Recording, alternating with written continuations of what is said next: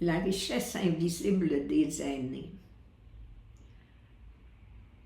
Le choc du traitement reçu pendant la COVID m'a fait prendre conscience de l'âgisme.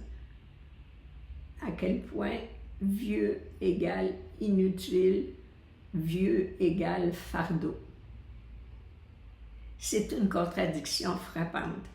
Alors que l'espérance de vie augmente et que les personnes âgées sont de plus en plus en santé, on continue de les considérer et de les traiter comme hors d'usage. En fait, les vieux travaillent beaucoup.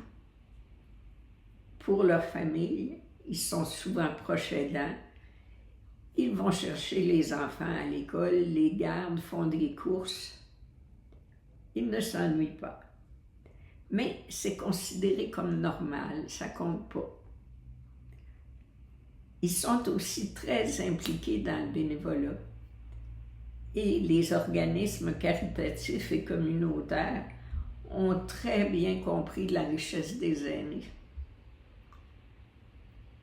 À l'heure où il y a presque autant de décès que de naissances au Québec, la solution à notre développement reste l'immigration. Je ne commencerai pas aujourd'hui à vous parler des complications et des difficultés que cela amène. On en parlera une autre fois.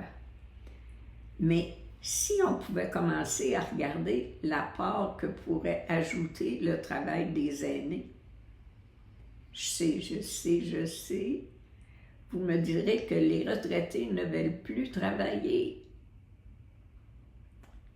Mais si le marché du travail leur offrait des conditions qui leur conviennent,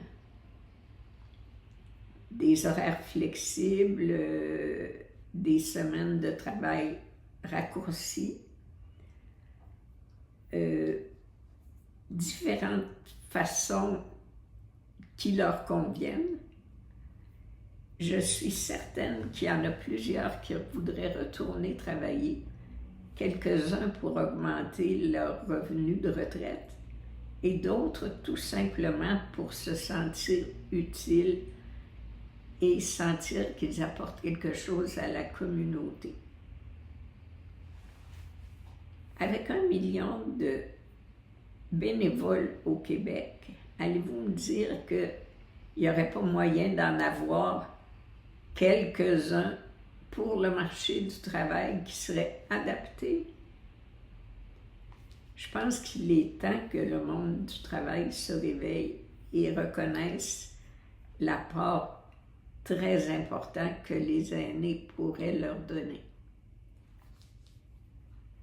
Le gouvernement a développé des programmes et des politiques pour encourager et soutenir les employeurs qui voudraient engager des retraités. Ils ont aussi des politiques pour supporter les aînés qui voudraient créer une entreprise.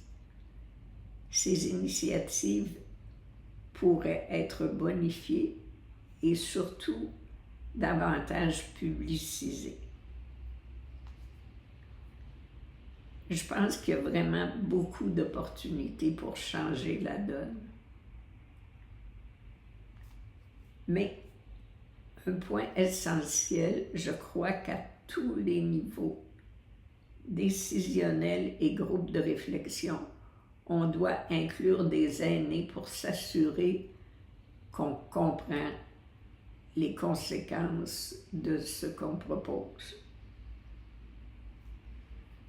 Vous allez me demander pourquoi cette question m'interpelle autant. C'est que, à la fin de la COVID, j'ai vu un trésor abandonné au fond d'une mine perdue.